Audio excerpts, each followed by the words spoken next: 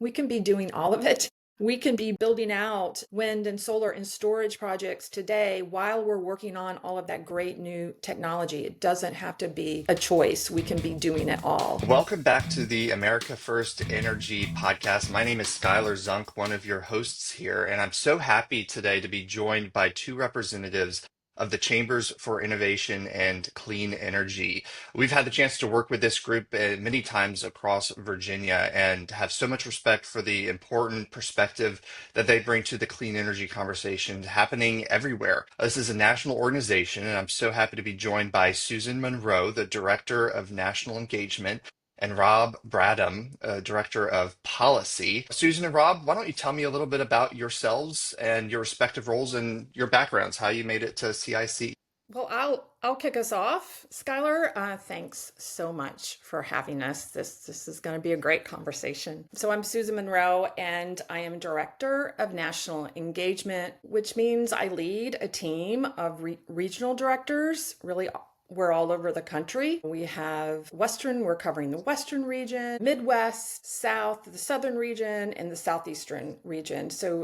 And we're really in a lot of states. And so my role is to really enhance and support the work that the directors are doing to really engage and communicate and establish relationships with chambers of commerce in their priority states and in their regions to support and help those chambers navigate different clean energy opportunities that they may have in their area. And I come to this as a former chamber director, actually in Northwest Ohio, the heart of wind farm country and even solar development. I'm a former Chamber of Commerce CEO. And the county where I was at, Van Wert County, Ohio, is home to the largest wind farm in the state. And I actually began my role when that was first developing, seeing the large semis come in, the tractor trailers and all of that. And then afterwards, there were the big check presentations from the developers to the schools and the counties and so forth. So that's really where I began my career. And from there began doing some consulting and eventually joined CICE full time in 2018. Excellent. Thank you, Susan. Rob? Thanks, Skyler. Rob Bradham. I'm the Director of Policy at CICE. I joined the team at CICE in May of 2024, so I've been with the team now a little over a year. My background is all in policy. It's all I've ever done in my entire career. So I actually started my career in Virginia, working as a private sector lobbyist for a few years, and really got into the chamber world by accident. I took a job at the Richmond Chamber RVA today. That's not what it was called back then. Really to get myself from Virginia Beach, which is where I am from, to the state capitol in Richmond, never intending to stay in the chamber industry. Since then, I have worked for the chamber in Richmond. I've worked for the chamber in Chattanooga, Tennessee, which is where I live now. And I ran the chamber in Dalton, Georgia, small town in northwest Georgia. Most people that know Dalton know it as the carpet capital of the world. About 85% of the carpet in the United States is produced in and around Dalton, Georgia. And how I arrived at CICE is really through the Dalton Chamber. Dalton is a manufacturing community, mostly manufacturing carpet and other types of floor covering. And in the wake of the Great Recession, the charge to the chamber and our economic development partners was to diversify the manufacturing economy. So we purchased a plot of land and developed it for an industrial park and began marketing that piece of property unsuccessfully for a while. And along came a company called Q-Cells, which is a South Korean solar panel manufacturing company. And they ended up building their first North American solar panel assembly facility in Dalton, Georgia, and they've since expanded that. So I think I may get the numbers wrong a little bit here, but I think they've created in the neighborhood of 3,000 jobs in Dalton and invested in the neighborhood of $500 million. So it ended up being a really great project, but I got introduced to the clean energy supply chain economy through that project. So now I manage all of our policy work at the federal, state, and local level. Excellent. Well, phenomenal background. Rob and Susan, why don't you tell us a little bit more about CICE's mission and the audience you all seek to engage? Well, so Chambers for Innovation and Clean Energy's goal, the reason we all get up every day is to really encourage and educate and elevate Chamber of Commerce and Economic Development leaders to really tell those stories of clean energy development in their areas, or to help them navigate those opportunities. And no matter what that is, it can be an EV factory, it can be a solar manufacturer in Rob's case, or actual solar, wind, or battery storage projects coming to their area. So as chambers of commerce and economic development leaders, they are the voice of business. They get up every day to strengthen their area's economy. And clean energy can be such a big part of that story. And the influence and the role that chambers can play in that can be pivotal, as they are the keepers of economic growth in their areas. So we are here, having some of us having been there and done that, to help support those economic leaders that are taking advantage of those opportunities right now and figuring out the best way to do that. Excellent. Well, thank you, Susan. It's certainly very useful to have that voice among the chambers that represents the lifeblood of so many local economies. Tell us about how you all are tying the national conversation down to the hyper local level with some of these county-based chambers. Fascinating topic that is whose tone is set at the national government, national level. State capitals oftentimes matter a whole lot in setting energy policy, attracting investments as well. So many of these projects dial down and are permitted and are, approved by local governments. How do you guys work to connect these local chambers to this national conversation to show them this opportunity? And I think I said this before, many of us are former Chamber of Commerce and Economic Development leaders in areas that have clean energy development. We've navigated those challenges and those opportunities. And yes, sometimes a bit of misinformation or conflict or that can arise along the way. We've led through it. We can come to chambers and economic development groups as their peer and as a colleague, having experienced that economic and job growth because of clean energy development. But back to the national and local conversation and state, it's really important. It's so important, I think, for economic leaders to keep, their eye on the ball, keep their eye on their mission and supporting business growth in that area. I mean, basically any Chamber of Commerce's mission is going to be centered around supporting economic growth in their community. And just keeping laser focused on that, welcoming, not discouraging new investment. And that goes for the state, for the national and state levels as well.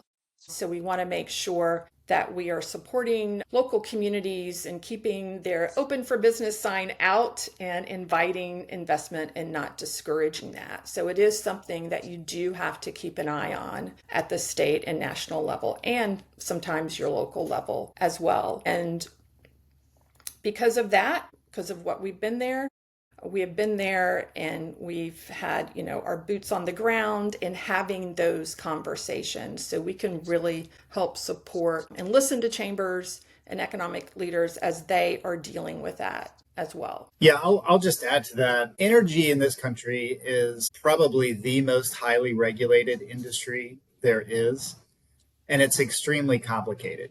And so back to what Susan was talking about on the education front, when you have a project, whether it's a solar farm or a manufacturer like I did, navigating that complexity is very, very difficult. I thought I knew enough about energy policy as a chamber CEO working with an economic development project, but I now realize I didn't know near enough. And so one of the things that we are able to do, because we've been there and we have a lived experience as chamber professionals, is take something that's highly complex, regulated at the federal level, the state level, and the local level, and help local chamber folks understand and navigate those processes. And that's a very important part of what we do. Excellent. Well, Rob and Susan, tell me a little bit more about your Energizing Economies program that you all have launched, and tell us a little bit more about what some of these local chambers are hungry for, what kind of resources they're looking for in order to guide investment into their own communities, and how that partnership works. I'll start with that, Skylar. Something that it's just this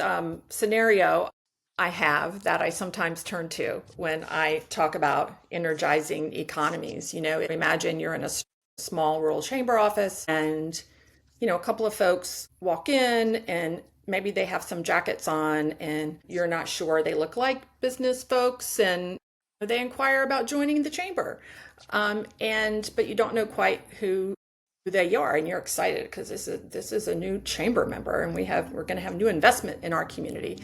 And maybe they take their jackets off, and then you see a logo. It's clearly, perhaps it's like a renewable energy developer, and you're all excited about the new investment, and then perhaps you see who they're actually representing. And it can mean you can have all kinds of things that you're thinking like, oh yeah. And so our energizing economies is just digging in. It's really at the heart of what we excel at. One of the things we excel at, it's really digging in and fostering a relationship with chambers of commerce and economic development leaders in rural communities that have these opportunities for utility scale renewable projects. And oftentimes there are things that come up with local siting issues and permitting things, and sometimes there's conflicts. So we really go in with those communities and work with the chamber, and we can help be an educational resource for them, a trusted peer, because we've been there, and we can help them figure it out.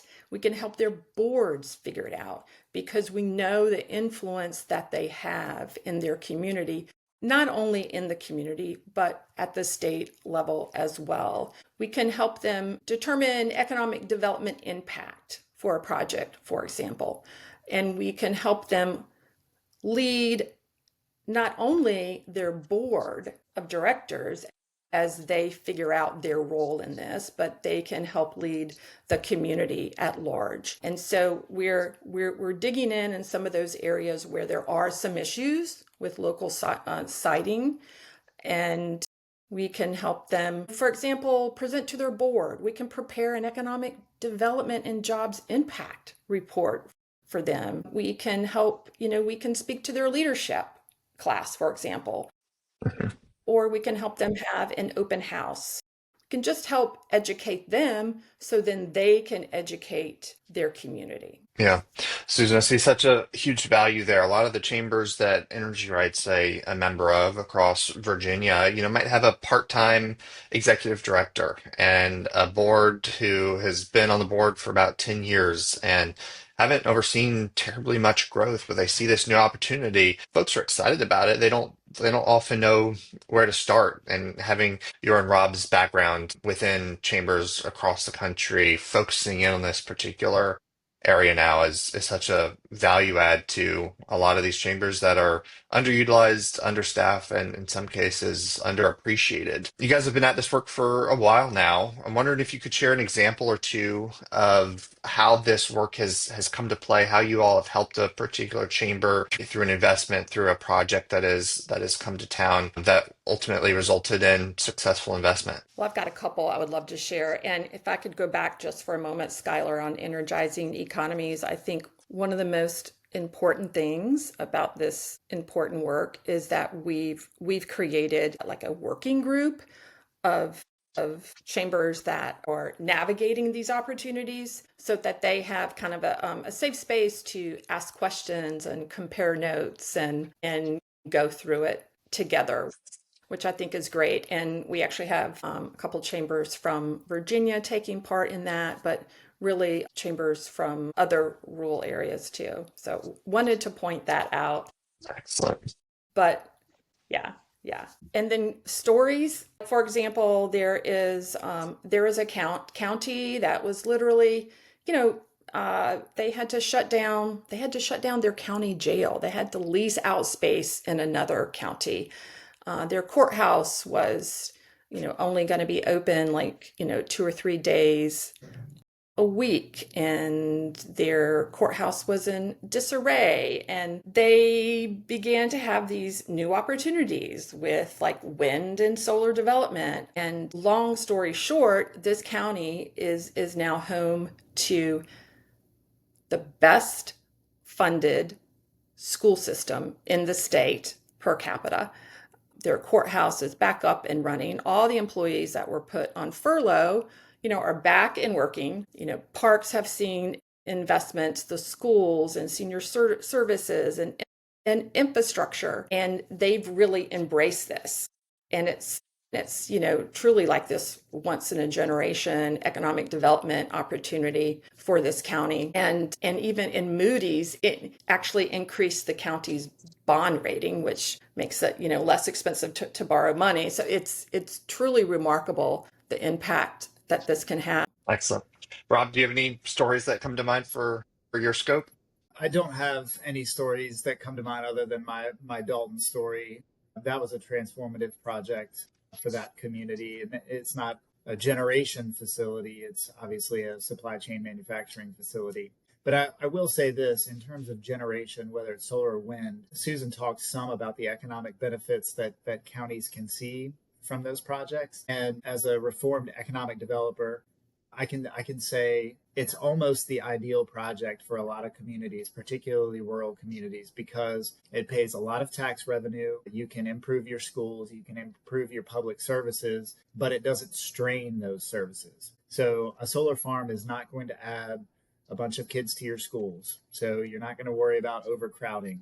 It's not going to increase your traffic on your local roads, things like that. So you get a lot of the economic benefits, particularly to the local government through tax revenue, but you get none of the burdens that are traditionally associated with economic development. Rob, before we jump to a break, I do just want to dig in there. A lot of what we hear at the local level, and to a degree, it's absolutely true, is that some of these generation projects, solar, battery storage, are huge dollar investments, huge construction jobs up front, but don't often translate to many full-time permanent jobs in that community. From the chamber's perspective, what are you guys sharing with local chambers on what this investment represents, and how are you contextualizing the larger benefit that these projects bring? Yeah, so I covered some of the benefits, and you specifically mentioned job creation, and that's going to vary from community to community. So I'll just use Dalton as the example. Our charge I mentioned earlier was to diversify the manufacturing economy. Okay. So bring us any manufacturing project that doesn't involve floor covering. That's basically what our charge was. So jobs is obviously an important part of that, but we would have said no to a data center operation because data centers have a huge investment. They use a lot of resources in terms of electricity and water, but they don't create a lot of jobs. So jobs was one of our primary goals. But if you have a community that is more rural in character with maybe low unemployment, maybe you're not looking to create a lot of jobs. You just want the economic advantages that can help improve the services you already have without creating a lot of jobs and maybe hurting your unemployment rate, even more. And there are many, many projects on the economic development front that, you have to prove your ability to provide a workforce for those jobs. Q Cells was one of those. Any major manufacturing economic development project, you are going to have to prove to them that they will be able to find the workforce that they want in your community. In a more rural area, you may not have the capacity to prove that to that prospect. And so, a solar farm is a great solution. Again, it provides many, if not all, of the economic development benefits that you would want: increased tax revenue, better services, without straining those services. So it can be an ideal project for many areas of the country. Excellent. Well, thank you, Rob, and thank you, Susan, for that conversation. We're going to take a quick break, and upon our return, we're going to dig a little bit into permitting reform, discuss some of the incredible load growth that we're seeing all across the country, and check in on how misinformation is having an impact on local county economies.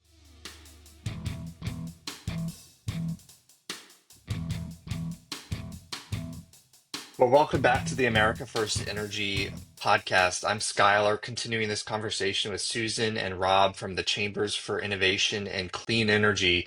Susan and Rob, we've had several of our past episodes focusing on the incredible load growth that we're seeing here in PJM, brought in part by data center growth and expansion in Virginia specifically.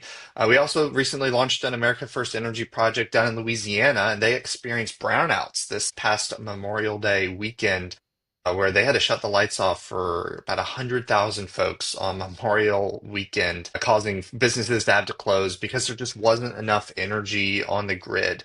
How are you guys thinking about this load growth and specifically data centers part in driving a lot of this energy demand?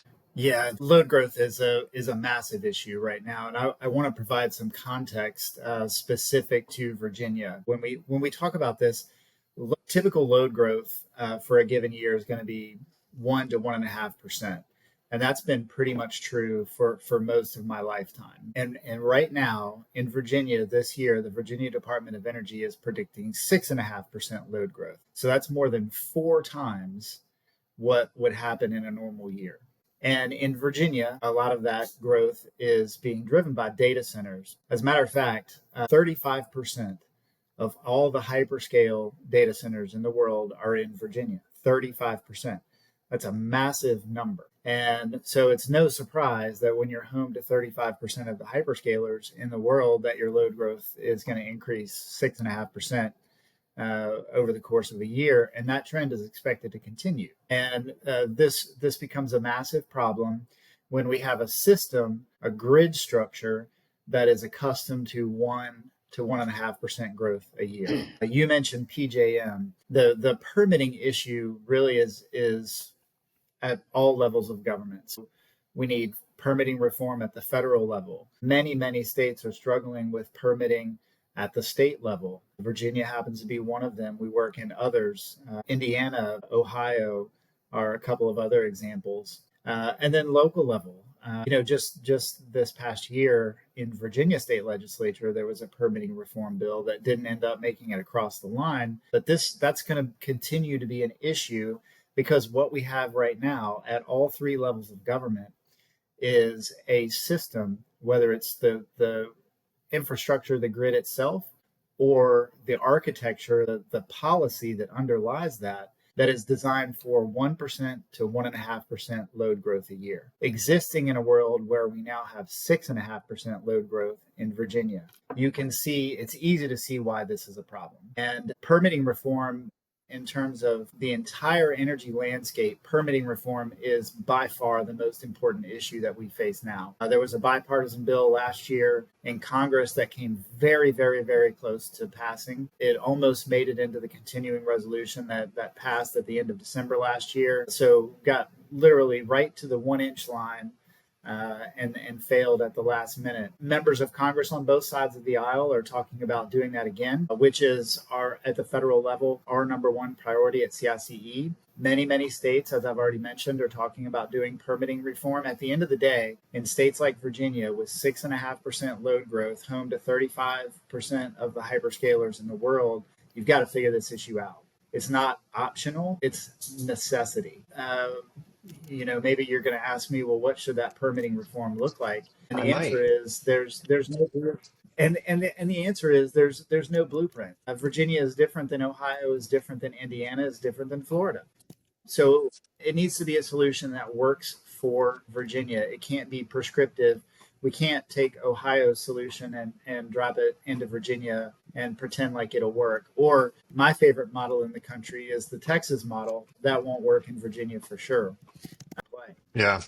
Thanks for that thorough overview, Rob. I think the North Star for anybody looking at permitting reform is just more energy delivered to the grid so that we don't have this energy supply crisis that we're experiencing in Virginia and in other regions as the economies grow, as data centers come, as we move to electrify more aspects of our daily lives. But permitting reform can also have a very positive effect on other technologies or future technologies. While it's true that about 80% of the new electrons coming on the grid each year in America and also Virginia come from clean energy sources like solar and battery storage, there are going to be new energy generation projects from small scale nuclear, from potential hydrogen plants as well, nuclear fusion at some point down the road. What sort of technological developments should our listeners and local chambers be on the lookout for in 5, 10, 15 years? Well,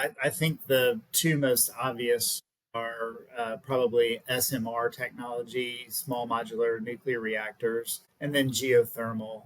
Geothermal, probably not so much like in the southeast, but in the west, that makes a whole lot of sense. SMRs make a lot of sense elsewhere. And I know that Virginia and other states, Tennessee, where I live, are really taking a hard look. Indiana's taking a really hard look at how to develop SMR. And Skylar, if I want to build on what Rob just said, in addition to the new technology developments, which are going to be so impactful and good when their time comes, there's also the issue of building out new natural gas projects and the delay in the supply chain for most of those being what is being said at like 5 years plus now. So that's also feeds into that issue of trying to meet energy demand growth today, tomorrow, and for the next short term 5 to 7 years. Yeah, Susan, that definitely resonates. We were continuously talking with local county chambers or county representatives, and they say, let's not do this clean energy project. Let's wait for an SMR or natural gas. And there are precisely zero in most cases. Natural gas developers or SMR developers looking to site projects in their county because it's just not feasible at this point. Solar, in a weird way, is kind of that bridge fuel for so many of these areas to help us keep supply at a good level as we advance in these other technologies that aren't there yet, are going to be very, very important, but have not seen that inflow of private investment where a lot of these solar and battery projects, especially in Virginia, have that investment ready to go, very, very hungry to get these permits, bring new energy onto the grid. So that's an education piece that we sometimes struggle with too. Permit the megawatts that are, asking to be permitted. We can't just bury our heads in the sand and expect things to change if we don't change. Susan and Rob, I wonder if you guys have a piece of advice that you all might want to share with any chamber executives who might be listening, or small businesses who are considering what these clean energy investments can mean in their community if they go through. What piece of advice would you all share if you could wave a magic wand and instill that piece of knowledge into every chamber in the country? I'd love to start on this one. Well, number one is just become educated. You don't know what you don't know. I did not see myself becoming a specialist or an advocate for renewable energy. My background is comms and marketing. So become educated, turn to trusted resources, be curious, um, engage those trusted partners like CICE. The other thing is that education is not going to happen overnight either. It takes a little bit of time. The other thing I would hope chamber leaders to do, and they do this, is provide that steady, forthright, strong leadership. Keep your eyes focused on your mission, and even more importantly, help lead your chamber and keep your board focused on that as well. And one other thing I would love to suggest, and we've talked around that a little bit, is that it's not like an either or when it comes to energy generation. We can be doing all of it. We can be building out wind and solar and storage projects today while we're working on all of that great new technology. It doesn't have to be a choice. We can be doing it all. And we kind of have to be doing it all, Skylar. I think you alluded to that in getting every electron on our grid and serving our grid. And then just to keep in mind, we are here as a resource, as a sounding ear, and as a resource. So CICE is here to help navigate those opportunities for chambers and economic development leaders. Excellent. Yeah, my answer, Skylar, would pretty much ditto what Susan said. I do think I never thought that I would be, the clean energy guy either. I'm a chamber public policy economic development guy. That's what I do. It's what I've always done. But this is real economic development. We're talking good paying jobs. Projects pay a lot of tax revenue to local communities. They are good economic development projects. My advice to chambers: educate yourself. Energy policy is complicated, very, very, very complicated. Citing a project, whether it's an energy project, any other economic development project, is complicated. Educate yourself, and as Susan said, we're a resource. It doesn't cost the chamber anything to talk to us. I'd be willing to have a conversation with a chamber CEO, or if they have a public policy person, I will talk to them. If they have a government relations committee person, I will talk to them, or a committee rather. If they want me to talk to the board, I will do that as well. But use us as a resource, educate yourself, and be that convener for your community. That's one of the things that I think local chambers can do the best, is be neutral ground to have important community conversations. Thank you for that, Rob and Susan. That certainly is a very important message to share with Chambers. Can't help but recall a conversation we had with a past guest who's a county supervisor who is really trying to grow his economic base in his particular county. And the message he left us with was every single megawatt matters. Our biggest employer uses 3 megawatts of energy. If I want to have another like size employer come in and invest in our community, we absolutely have to have that energy there. They have the workforce, they have the demand, they need to be competitive and need to make sure that energy is there for their economy to boom and to grow.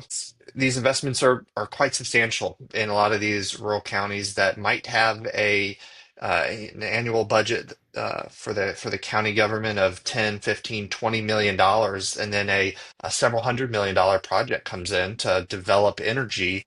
But we see sometimes that these projects can be held up by the local stakeholders due to unfortunate misinformation.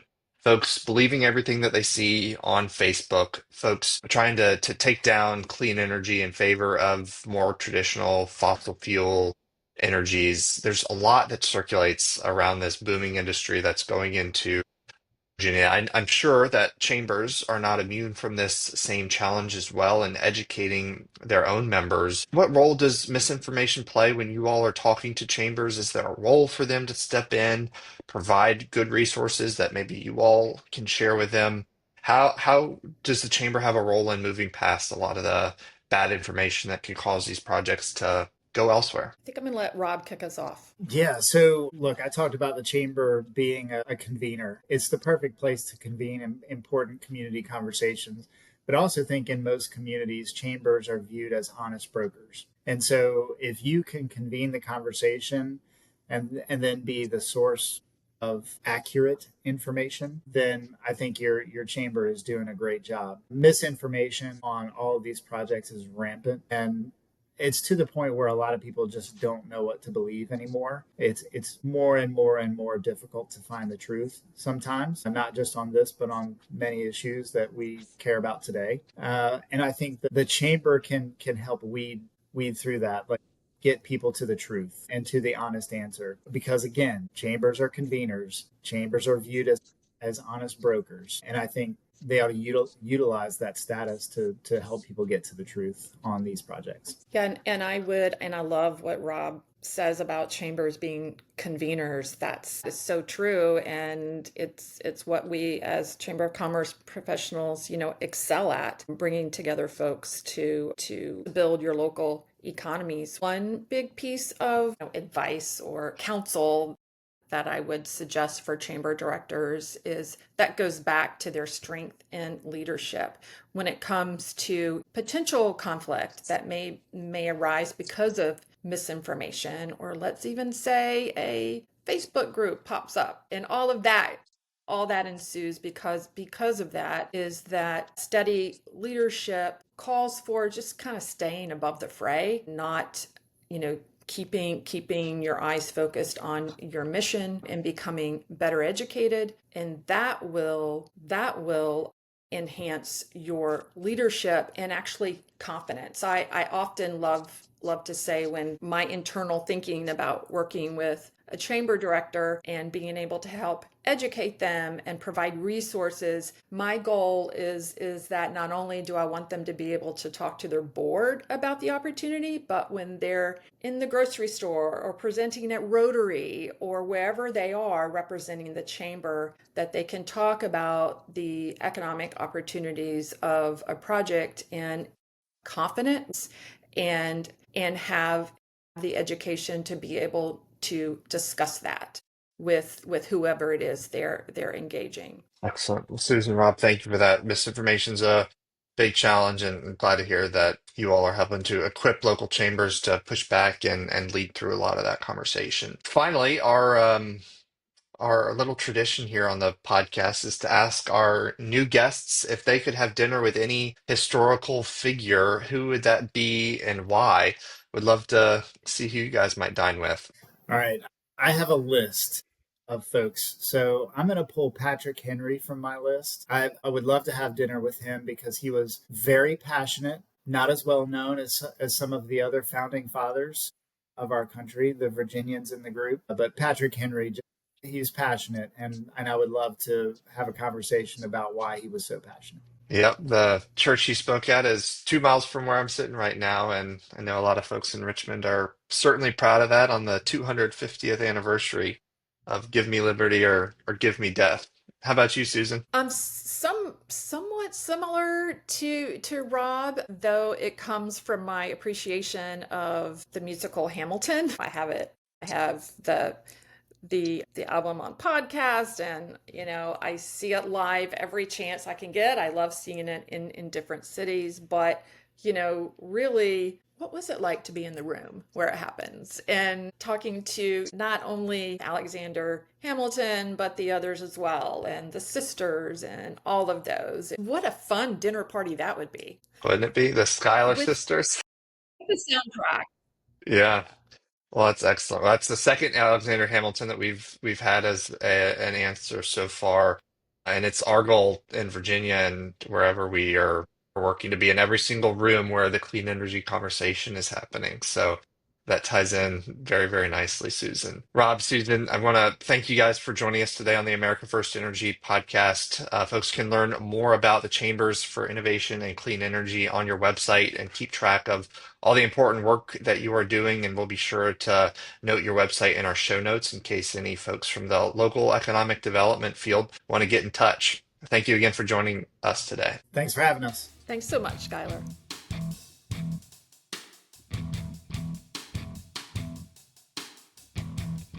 Well, Ben, I just wrapped up a great conversation and interview with the folks over from Chambers of Innovation and Clean Energy, Susan Monroe and Rob Bradham.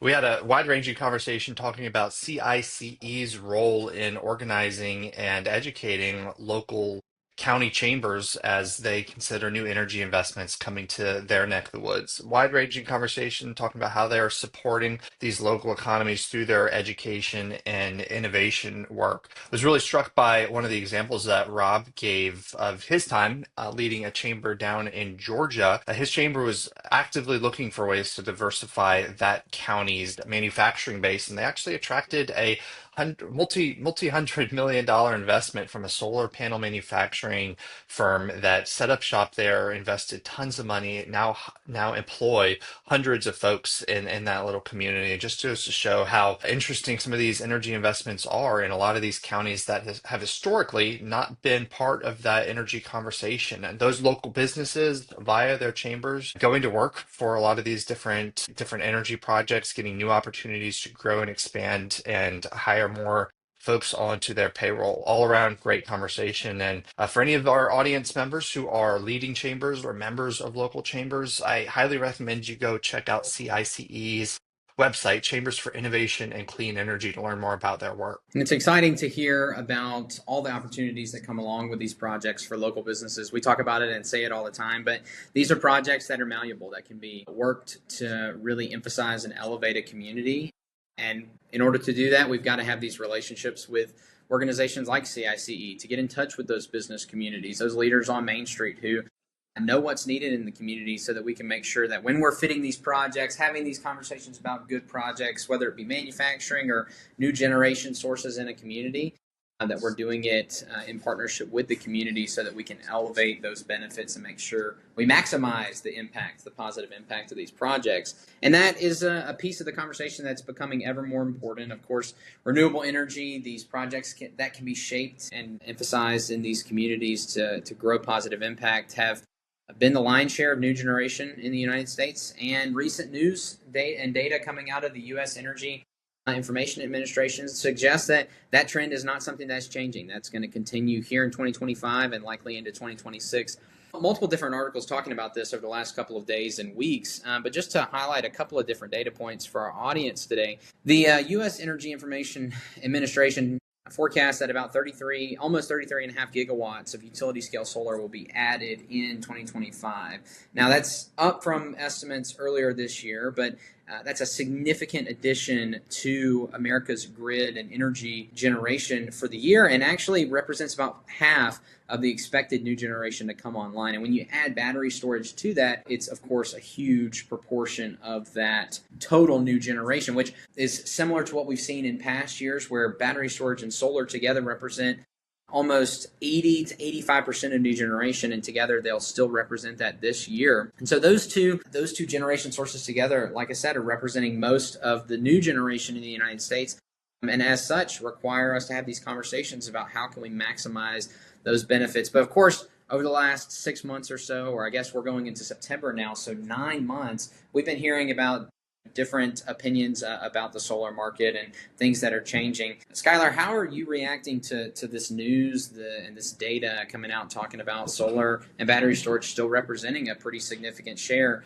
of new generation in the United States? Yeah, well, Ben, from the very beginning of 2025, we've been talking about the need to add more generation to the United States' grid. And I think the new administration in Washington's done a great job of explaining that. And just to put this in further context, 2025, we're on set to add more new capacity to the grid than America has ever done before. We're going to surpass a 2002 record of about 58 new gigawatts added, with an expected 64 gigawatts coming online in 2025. It's a positive trend in the right direction that we're seeing so many of these new projects coming online. And as you mentioned, so much of that is coming from clean energy sources like solar and storage. This is welcome news. I think we need this new energy to remain competitive as our population grows, as we become a more energy hungry country, as we bring on more of these AI data centers to